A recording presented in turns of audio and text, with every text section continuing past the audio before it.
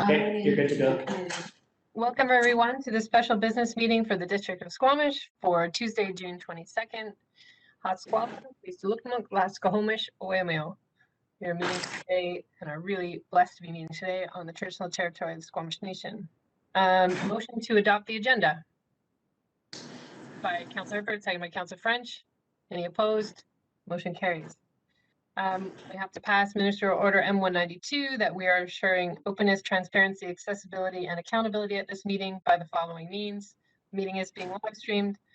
A video of this meeting will be available on our website for viewing on an on-demand basis, and the meeting is open to the public for electronic participation via WebEx. So someone would move that. By Councillor Race, seconded by Councillor Anderson. Any opposed? Motion carries. So we have a short agenda today, but we do need to cover the annual general meetings, both for the district as well as for the Squamish Sustainability Corporation. So we're going to start with the District of Squamish Annual General Meeting and a presentation of the Statement of Financial Information for 2020.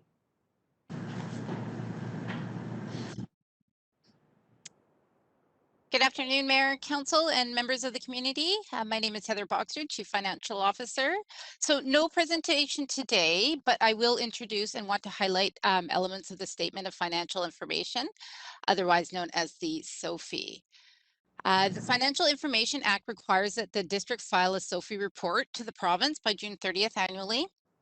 The SOFI is required to be approved by council, and the officer assigned the responsibility for financial administration under the Local Government Act. As well, Section 168 of the Community Charter requires additional disclosure on council remuneration, which is incorporated into the SOFI and includes benefits, expenses, and any contracts the district has with them.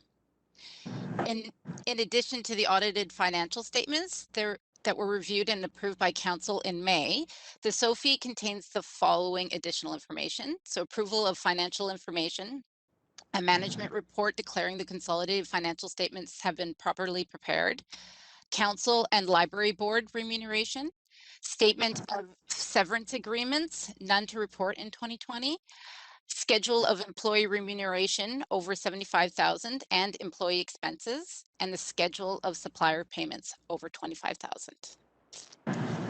Thank you, Council, for your time today. Thank you. Council, are there any questions for Ms. Boxrud on the SOFI statement? Councillor French and Anderson. Thank you. I had a question about one particular payment. Oh yeah, here it is. So just over $1 million was paid to Newport Development LP, and I have no idea what the district would get for that payment. So can I get some insight into what that is? Yeah, through the mayor. I would have to have a look specifically, but I do believe that is all for this oceanfront development. So it would be the any of the 50% of DCC payments and any other payments that we would done on behalf of the oceanfront development. So it's any related transactions. Okay, that's sufficient. I don't need anything beyond that. Thank you. Thank you, Councillor Anderson. Yes, I also have a question regarding the an item in the schedule of payments, and this is for Lidstone and Company, our legal advisors. Lidstone and Company in trust for the amount of 931,700. I wonder if you may be able, Ms. Boxrud, to just elucidate a little about the nature of that account in trust and at that amount. Yes, no problem, through the mayor. Anything that goes through the legal and trust would be any sort of legal expenses, as well as if there was a property transfer or any of that sort of transaction will actually go through the lawyers rather than directly to the supplier themselves. So it could be land acquisitions, that sort of thing. Thank you. Seeing no other hands, the first motion is that the District of Squamish approve the 2020 Statement of Financial Information as presented on June 22nd. that, is there a seconder? Seconded by Councillor Race. Any discussion? Seeing none, I'll call the question. All those, any opposed? Motion carries. And also a staff recommendation that BDO be appointed auditors for the District of Squamish. By Councillor French, seconded by Councillor Stoner. Any comments? Call the question. Any opposed? Motion carries. We also need to receive our annual report, but I believe our CAO has a brief presentation.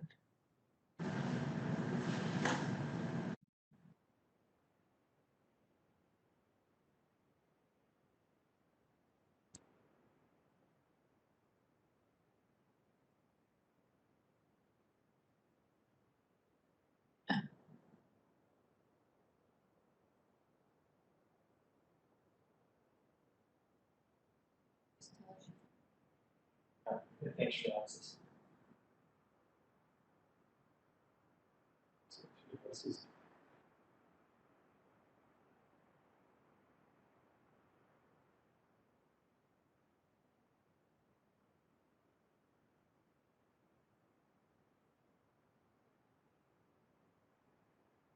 I'm going to pull up the presentation.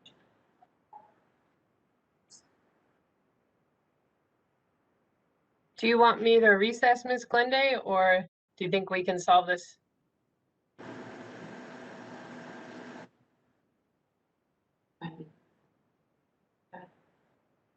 Did you do it, Tori? Yeah. Okay.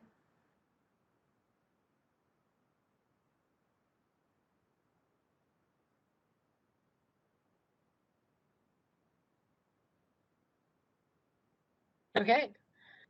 I'm just sharing.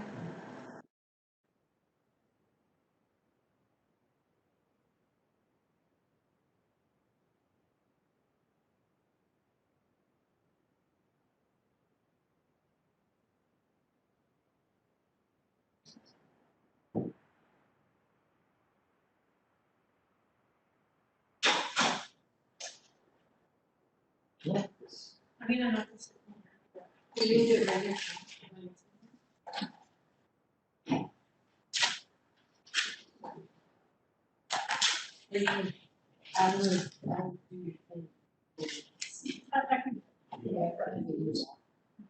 My video is off.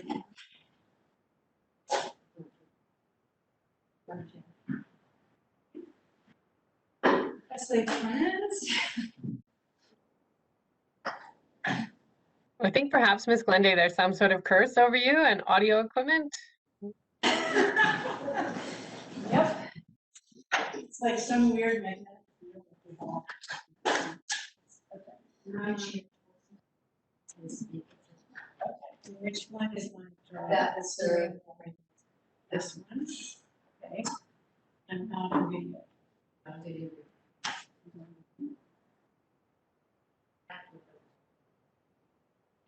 Okay. Okay. Oh, I thought we were.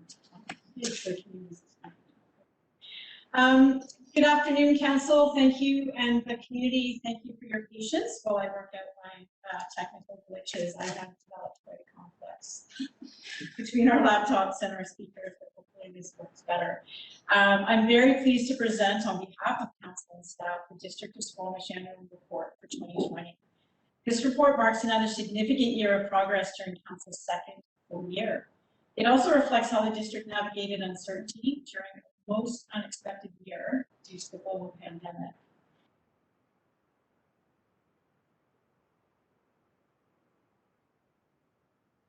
No, this one, yes. But click the notes button. Thank you. The annual report reflects the strategic work of our organization to meet the needs of Squamish amid growing challenges such as climate change and affordability, as well as opportunities to enhance neighborhood connectivity and economic development. The report is organized into the four main pillars of the district's strategic plan, which are guided by the Squamish 2040 official community plan. I just want to do a sound check so people can hear me from here. It's a little bit choppy. Okay. I can't see you. No, I know. In terms of the planet and our environment, the district took key steps forward to act on climate change. The Community Action Plan benchmarks our greenhouse gas emissions and sets out a plan to significantly reduce them across the community. The active gas collection flare at the landfill is substantially complete and will be commissioned mid-2021, significantly reducing greenhouse gases that result from methane generation from the landfill. A policy was passed to weigh social values such as environmental efforts in our procurement decision-making. A scientific-based community website was developed as an education tool. Active transportation and transit infrastructure continues as a priority with important trail connections, intersection upgrades, and bike lane improvements. And a new cycling map to highlight commuter routes throughout Squamish was created and is being distributed. In terms of housing affordability and diversity, the district continues to work to support the provision of access to stable, affordable housing to help citizens and businesses thrive. Some important steps were taken in 2020 as we continue to gain traction toward the district's 4-year strategic plan. Buckley Avenue affordable rental building construction is well underway under the project management of Sea to Sky Community Services. Work continues to identify a second potential project in 2021 to bring affordable purpose-built residences to Squamish. Affordable units are now able to be secured within developments as new development applications are received. In 2020, we gained 63 units. Work towards establishing an affordable housing society continues and was recently in front of council earlier this month. The economy and local jobs. Work in 2020 took a significant turn in March when the global economy adjusted to COVID-19. In Squamish, the district worked closely with our wonderful local partners to respond quickly and support the local business community. Web portals help direct businesses to resources. The district fast-tracked a temporary use program for patios and parks to support business continuity. And grant money was shared with the Squamish Community Foundation and Chamber of Commerce to further support local business recovery. Outside of the COVID response, a business park zoning update was completed to create an expanded commercial activities area. This work was informed by the employment land space inventory and demand model. Work also continued on supporting our emerging sectors, the green economy and outdoor recreation.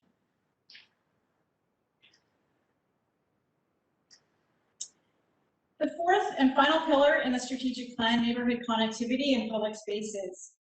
One of the biggest accomplishments of 2020 was the start of the Fire Hall number 1 construction. A big win was the incredible accomplishment that 93% of the demolished fire hall was saved from the landfill. Our strategic plan aims to progress to shovel-ready and beyond on 3 priority facilities within this council's term. This is on track, as underway is the design of the public works yard and the site feasibility for Fire Hall number 2. The Loggers East neighborhood plan was complete, albeit with an extended time frame due to COVID, and the district is beginning to work on the next neighborhood plan, Garibaldi Estates. Denville Park construction is underway, and more work will take place in 2021 and 22 on the public space user experience to inform future public spaces. Of course, we can't talk about 2020 without giving a nod to COVID-19. I'm going to steal some of the mayor's words, and what she indicated was staff never stood down. And I really need to emphasize that to the community and to council, and to thank our staff for persevering through what was an unexpected and unique challenge. We responded swiftly to follow guidelines set by BC's Ministry of Health and Vancouver Coastal Health. Our efforts were threefold: to slow the transmission of COVID-19, to maintain our municipal services, and to ensure the safety of our staff and the community. Partnership, teamwork, safety, service, and innovation were at the core of all of these efforts. Some of those efforts are listed on this slide. Numbers to note that 0 council meetings were missed, even though we had to shift to virtual, which we're still enjoying now. 5,000 staff hours were redeployed to support new needs created by the pandemic, both within the district and also with our community agencies. We ran 2 simultaneous emergency operations center with the McGee Road wildfire, and our mayor posted over 20 video messages in order to connect with the community during the pandemic.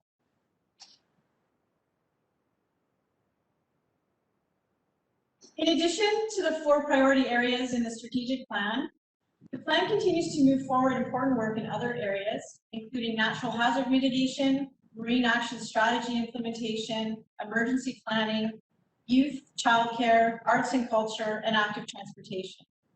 Master plans in these areas guide us to ensure budgets and resources are maximized and community priorities are met today and tomorrow. 2 highlights that you see on the screen are completion of the arts, culture, and heritage strategy and the child care action plan, both completed in 2020.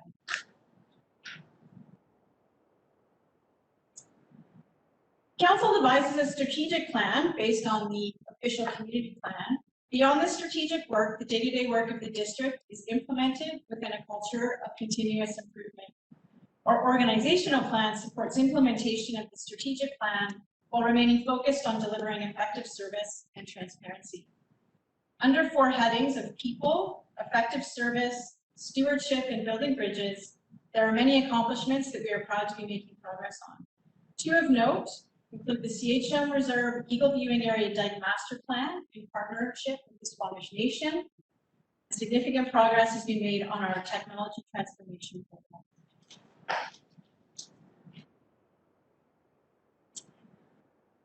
This slide provides a snapshot of some of the capital projects and infrastructure works that were completed in 2020, important projects that fulfill on the recommendations of the district's many master plans.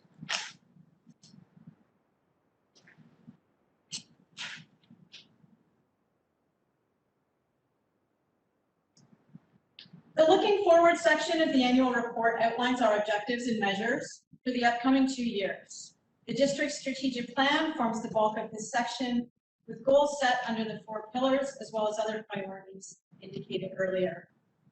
Goals are also laid out within the district's organizational plan, organized under those 4 pillars.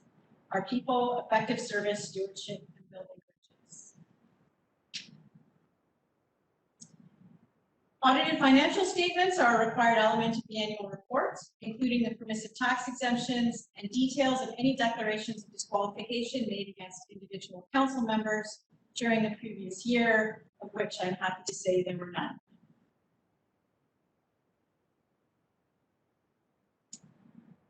In 2018, the district launched a reporting tool that supports decision-making by providing a central hub to present the data we're collecting or accessing through third parties to measure community progress towards our goals. 7 indicators are being added to track community climate action plan indicators. We're looking forward to the upcoming census data from Statistics Canada that will help update some of the older data that we have been unable to update waiting for that census. This also provides citizens with a transparent and accessible way to measure our progress. And to wrap up, the annual report closes with an invitation to our community to connect with us in many different ways. Feedback and input is a year-round process, and we thank all those who engage in dialogue with us throughout the year. We are especially looking forward to resuming in-person conversations very soon. Thank you very much, Council, and I can take any questions. Thank you, Ms. Glende. It was a big year to summarize in 10 minutes. Thank you very much. Council, any questions for Ms. Glende? Okay, seeing none, then we need a motion to receive the 2020 annual report. By Councilor Stoner, seconded by Councilor French. Any discussion? Councilor Stoner? I will just reiterate, impressive that you were able to summarize 2020 in 10 minutes, and the design and layout of the annual report was also very approachable, given how much was done. I think we were able to convey to our community, hopefully, just how much work continues to go on despite the pandemic and in response to the pandemic. And so just a huge thanks to staff for their ongoing efforts in the past year and for summarizing all that work in this annual report. Thank you, Councillor French, and then Councillor Herford. Thanks, Chair. As I was making my way through the report, I found myself reflecting on the extraordinary work that the District of Squamish staff has taken on through the COVID-19 period, all the way from making decisions about what needed to be prioritized and what could be de-emphasized while we dealt with the immediate issues related to COVID-19. So Ms. Glenday and the entire team at the District of Squamish, I think that it's so difficult to really convey how much the community appreciates the work that has been done through these last bunch of months. And this report just gives us a glimpse and insight to the hard work, the good work, and the accomplishments that our District of Squamish staff have made in the last few months. So just a heartfelt appreciation to the folks who make this community run, and acknowledging the hard work that's been put in.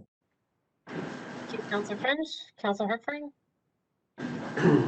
Thank you. I'd also like to say that sort of having the front row seat of a councillor here through the pandemic has really highlighted just how nimble and adaptable the staff has been. It's truly remarkable, and I think this report, if anything, it undersells how the work that was done and the positive effects that it had on the community allowed us to keep moving projects forward that are important to our community during this unprecedented global interruption.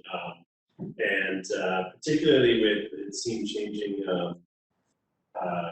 guidelines and thus measures for success, it felt like weeklies. So kudos to everyone involved, and thank you for packaging it in such a informative way and easy to digest for the community. And I hope we never have to go through something like this together again. But if we do, I have the confidence that Squamish will get through it, and we'll make the most of it as well. So thank you very much. Councillor Pettengill. Thank you. I just want to thank staff too for an incredible year. It is worthwhile celebrating some of the things we've been able to accomplish as a district, as a community. It was a challenging year. We accomplished incredible things even without a pandemic, and then when you put a pandemic on top of that, just shows how much we can accomplish too. And I think that's an important lesson to hold on to as we go forward, because there are some things on the horizon with climate change and other things, but I feel a great deal of comfort heading into those things, looking at how we've handled this last year. And so I want to thank the CAO and staff for that.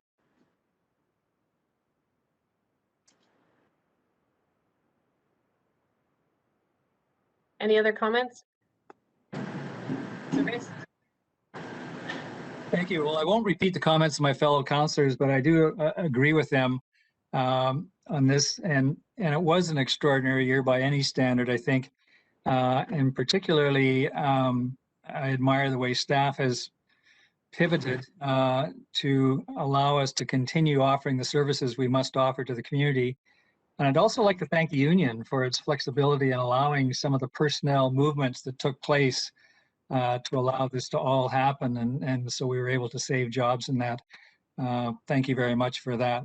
But it was a good year all in all. And thank you very much, staff.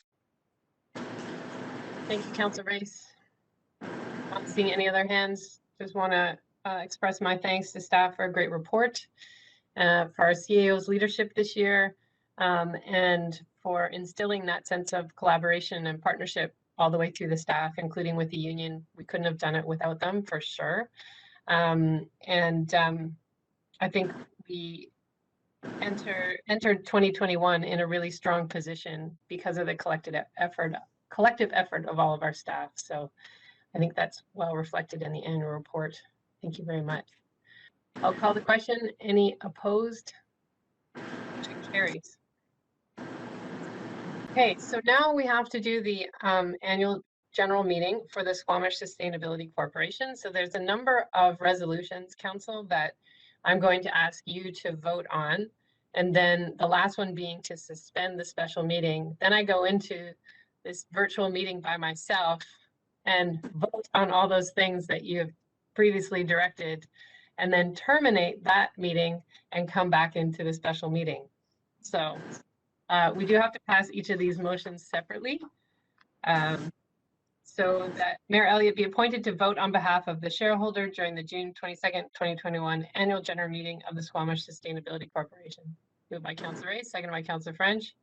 Any opposed? Motion carries. That Mayor Elliott be directed to accept the financial statements of the Squamish Sustainability Corporation for 2020. Moved by Councillor Stoner, seconded by Councillor Pettengill. Any opposed? Motion carries.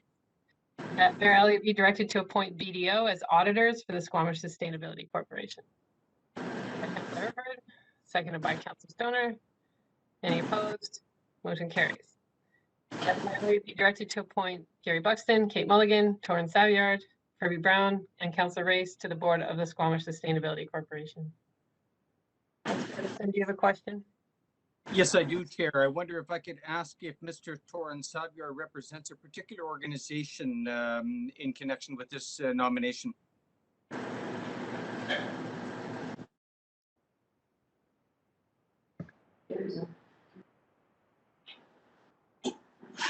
Mr. Buxton. Yes, sorry, through the chair. Mr. Saviard is representing Tourism Squamish. Thank you. Is someone that wishes to move that motion? Moved by Councillor French, seconded by Councillor Anderson. Any opposed? Motion carries. All right, so this is where we suspend the special meeting. That Council of the District of Squamish resolved to suspend the special business meeting temporarily in order to sit as the shareholder of the Squamish Sustainability Corporation at the meeting of that corporation that has been scheduled at this time and place. Moved by Councillor Stoner, seconded by Councillor Herford. Any opposed? Motion carries. Okay, so now I'm in the SSC general meeting, annual general meeting. Voting on behalf of the Squamish Sustainability Corporation, I resolve that the financial statements of the Squamish Sustainability Corporation for 2020 be accepted by the shareholder, that BDO be appointed auditors for the Squamish Sustainability Corporation, that Gary Buxton, Kate Mulligan, Torrin Saviard, Kirby Brown, and Councillor Race be appointed to the board of the Squamish Sustainability Corporation. Now that that voting has been done, the Squamish Sustainability Corporation annual general meeting is terminated. And we are now back in our special meeting. Unless, of course, our legislative services staff said I did anything wrong there, but I'm not hearing anything, so I think we're good. Okay. Ms. Arthurs, I know that the director of the library had a prior commitment, but is she ready to go? No, she's committed till 2 o'clock, so we were getting Ms. Mulligan up early. We were going to be switching the order. Okay. So we're just trying to get a hold of Ms. Mulligan right now. Oh, she's here. There she is, right there. She knew she's going to be. All right, so we're now going to discuss the Tourism Squamish Mutual Partnering Agreement. And we will turn it over to Ms. Mulligan. Thank you, Council. I'm Catherine Mulligan, Economic Development Officer for the District of Squamish. I actually don't have a presentation for today, but the purpose is to seek authorization for the district to execute a mutual partnership agreement with Tourism Squamish as an outcome of Council's resolution from April 6, 2021. District staff were instructed by Council to develop this mutual partnership agreement in order to provide Tourism Squamish with a grant of $150,000, and it's for the purpose of implementing their strategic plan. Council has been provided with the attached agreement or with the agreement for review, and the recommendation is that the District of Squamish authorize Mayor and Corporate Officer to execute the Tourism Squamish Mutual Partnering Agreement included in the June 22nd, 2021 special meeting agenda package. Thank you. Thank you, Ms. Mulligan. Council, are there any questions for Ms. Mulligan?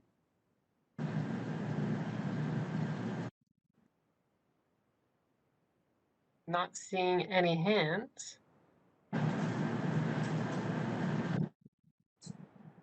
So the resolution in front of us, staff recommendation that the District of Squamish authorize Mayor and Corporate Officer to execute the Tourism Squamish Mutual Partnership Agreement. Councilor Anderson, you're moving that? Thank you. Councilor Stoner seconds. Any comments? Seeing none, I'll call the question. Any opposed? Motion carries. Ms. Arthurs, what do you want me to do about the library annual report?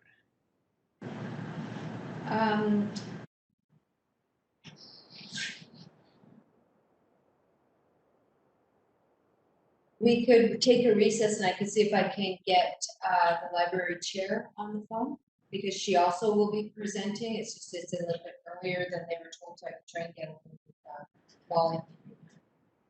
I guess it's not legislatively possible to shift this to committee of the whole.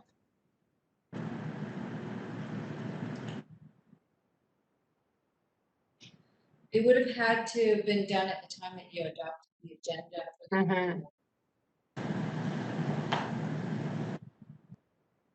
but yeah. We recess.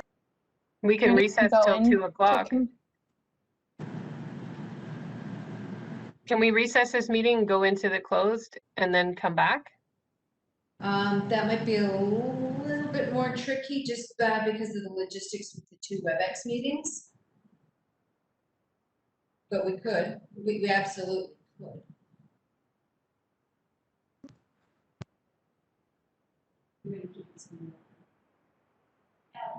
Yeah, we could.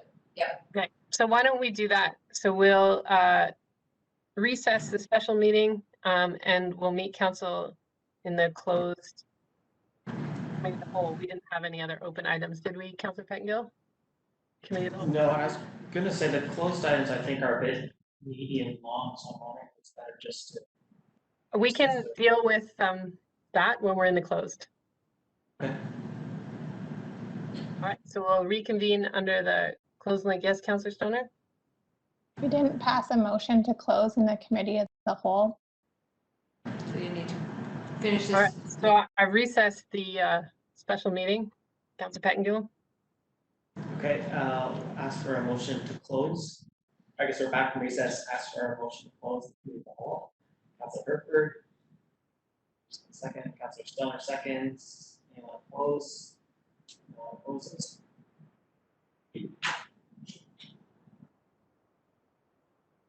So we'll see you on the other link.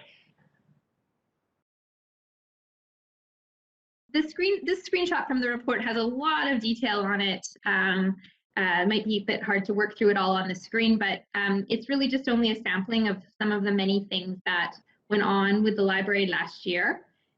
Most of our accomplishments were maybe somewhat off script from what we had originally laid out in our strategic plan, but many of the innovations have proven to work and have stuck, and we continue to use them to this day. So some of the things were a new website and branding. We launched our new website, mobile payment and printing. We started our takeout system, which included a lot of readers advisory and selection of materials from staff. We started collaborating much more significantly with other Sea to Sky libraries for our virtual programming. We removed fines and we secured grants to launch a visiting library service and a public art installation on our exterior windows. This little snapshot is looking at a few select statistics of 2019 versus 2020 activity. And really, you know, it's the good, the bad, and the ugly up there. So no surprise that in certain areas, numbers were way down. So circulation of physical items was a significant decrease. As well, further down, no surprise, there was a significant decrease in in-person visits. But on the other hand, there were some silver linings. Our circulation of digital materials, the number of virtual visits to our website and catalog, and the number of holds placed, because that's how we do our takeout service. All of those areas went way up. And a lot of the empowerment that has sort of passed on to patrons about how to do those things and how to use those services will be a long-term benefit. We always include a little snapshot of most circulated items. So this is just a little list of various categories and the titles that were top circulating. I think it's great to see that the adult nonfiction title was 21 Things You May Not Know About the Indian Act by Bob Joseph.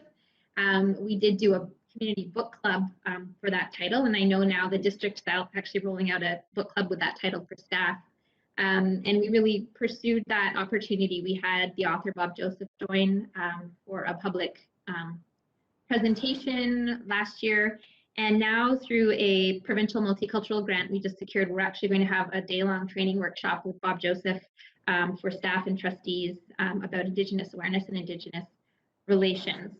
As an aside, I was just on a different panel a moment ago talking about inclusion in the community, and I was talking about how important it is for all organizations, but I would say especially the library, who we claim to be all of these things, and it's always really important for us to also be looking inwardly and making sure that our staff and our trustees also understand these concepts and these values and are equipped to feel capable to exude those values out to the community.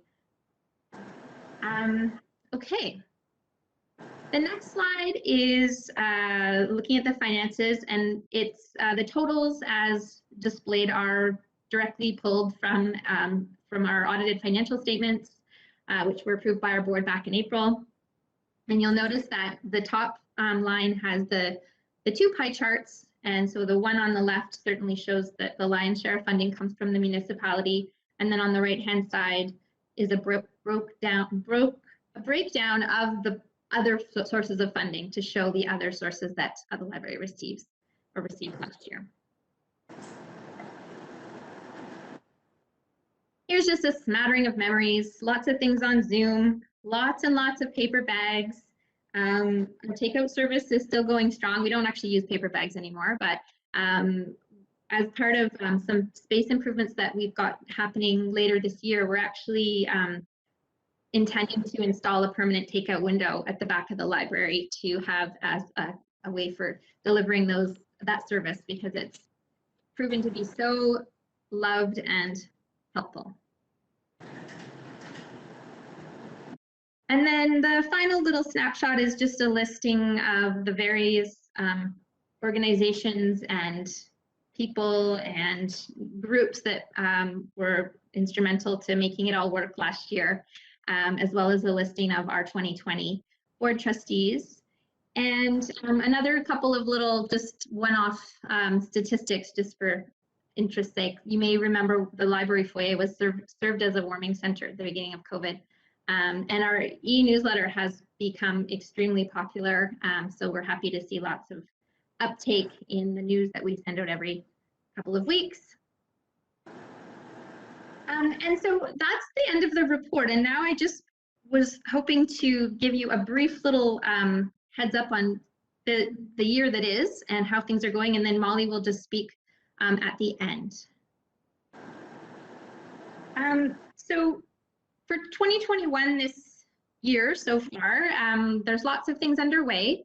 So you'll recall that we received the UBCM grant for the visiting library service last year, and we actually were able to launch the service just a couple of months ago, and it's had huge uptake by volunteers. We actually need more clients, so if you know of anyone who could benefit from having the materials delivered to their home, we're always happy to pair them up with volunteers. We've had many art workshops and book discussions online, and the virtual programming really has proven to be of benefit. And I don't believe that when you're fully out of the pandemic, we will do away with virtual programming altogether, because it has shown to be in certain ways more accessible to some people. So I think there's a bit of a hybrid model that needs to be figured out. Similarly, we moved over to Zoom for a lot of things. So before we used to pre-record some of our storytime programming. Now this year it's all done live and interactive on Zoom. Our foyer gallery really has continued to go strong, and we have now created an online gallery for each month's show so that if people aren't able to visit in person, they can view the latest items online to see what's happening in the gallery. And then the public art grant we got last year, the funding for, actually just today, I can see them out there putting it up onto the windows. So I was hoping to have a photo to show you, but that is being installed right now. The Squamish Nation artist Siobhan Joseph designed the art. It's a representation of the Squamish Nation legend about how the salmon came to Squamish. And she created a picture book along with it. And so we will be announcing and rolling all that out as soon as those windows are finished very, very soon. I just wanted to show off this amazing image that was created a couple of months ago when we were celebrating Volunteer Week. And we celebrated volunteerism in Squamish. We had a graphic recorder capture the stories of the panelists that were participating, including one of our friends at the library, Shirley Rutherford, participated. Anyway, I just thought that was a really cool image to celebrate the various ways that people engage and give back in our community.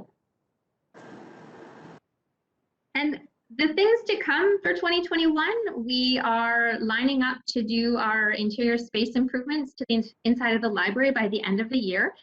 Some of the learnings from COVID have informed our plans. Like I mentioned, the takeout window is something that we wouldn't have otherwise factored in. But we are also planning to change up our service model in the way that service is delivered in person in the library. And so we won't have that renovation completed till the end of the year. We're actually planning on piloting this model beginning in the summer. So when you're in, you might notice a little bit of a different layout to where the staff are helping you. We will be expanding our hours beginning in July and then again to a greater extent in September.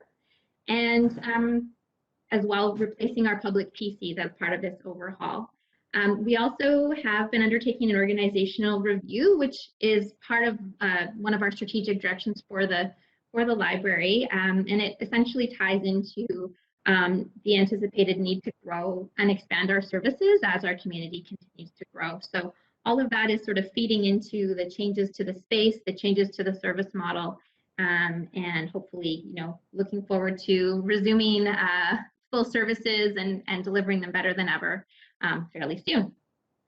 So now I'm going to pass it over to our chair, Molly, to speak about the board trustees and what the board has been up to. Thank you, Hilary. I think I've got technology working for me at this end. So, and for those who I haven't met before, great to join you today. My name is Molly Loudon, and I have been on the board of trustees for 3 years, but this is the first year as role of chair. So great year. We're excited to have been joined by 3 new trustees, Christine Baker, Clat Laquat, Janet Jameson, and Councillor Race is now on the board of trustees as a council rep with us, which is great.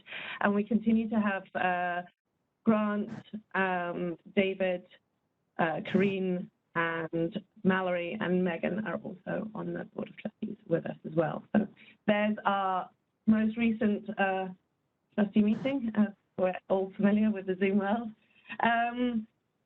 So I first wanted to kind of say, how inspired I am by Hilary and her team in the last year. I think, she's given us a lovely summary in the annual report, but there's a couple of things that aren't in there. And I, stepping up to kind of help in April last year, if we can remember what happened in April last year with the wildfires, Hilary was kind of pivotal to the central piece of that, which is definitely over kind of the role that a library plays, but I think just shows how pivotal in connecting everyone together the library can and Hilary does play. So, keeping the community connected even when things are closed and wildfires are happening up the valley. So thank you for all your hard work, Hilary. The Board of Trustees, are in good hands with you. So thank you.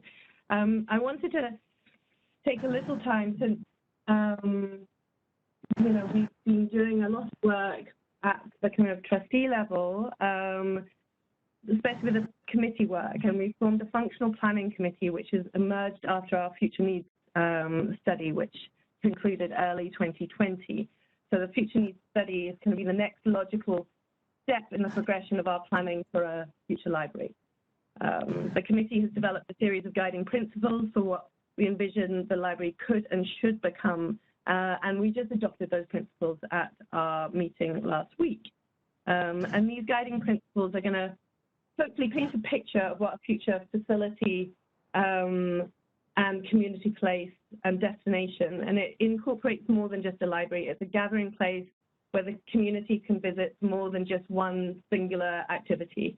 Ideally, it's an opportunity to access the arts and cultural programming, incorporating both indoor and outdoor space, an all-inclusive community center. So the overall impact is greater than the sum of its parts. I think the possibilities here are limitless. I think we find ourselves in an exciting time in Squamish as we look to what the downtown core can become as we grow, and we know we're going to continue to grow and be that central piece to that growth. And as the district makes plans for that future rapid growth of our community and its facilities, the board and myself and Hillary are very much looking forward to being active participants and allies in what that process looks like going forward. I think there's some really exciting opportunities in front of us, and I know that the functional planning committee here and the trustees are really excited about being part of that, and have already got some great visioning for how that can go forward. And this is going to be a kind of focus for the board in the coming years, and how we can be a supportive partner to the council. So yeah, really looking forward to that. And yeah, I'm happy to open it up to questions. I think Hillary will probably answer most of them on my behalf, but I'm happy to answer questions too.